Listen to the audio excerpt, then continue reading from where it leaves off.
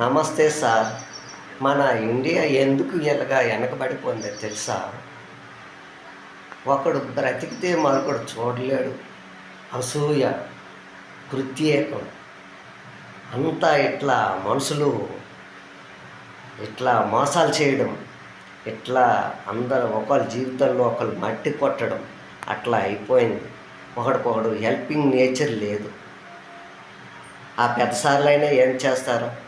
Police వాళ్ళకి అప్పచెప్తారు. ఆ police వాళ్ళు ఎవరు పైసలు ఇస్తే వాళ్ళని ఇడిచిపెడతారు. పైసలు లేవనోడు కొట్టి బొక్కలు తోస్తారు. ఈ పైసలు లేవనోడు న్యాయం ధర్మం కోసం వెయిట్ చేస్తాడు. నీతి నిజాయితీ కోసం వెయిట్ చేస్తాడు. అప్పుడులా న్యాయం ధర్మం నీతి నిజాయితీ లేదు.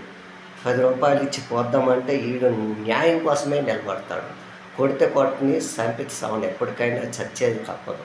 ఎంత పెద్దోడికైనా ఏదో ఒక రోజు వస్తుంది, ఏదో ఒక టైం వస్తుందని న్యాయం ధర్మంతోనే ఈడిట్లా నటిస్తాడు. అబద్ధాలను అన్యాయాలు అట్లానే పైసలు దొంగతనం చేసి తెస్తారు. అట్లా పైసలు ఇసిరి తప్పించుకుంటారు. ఒక్కసారి కనిపెట్టండి పోలీసు సార్లు, న్యాయం ఏదో ధర్మం ఏదో.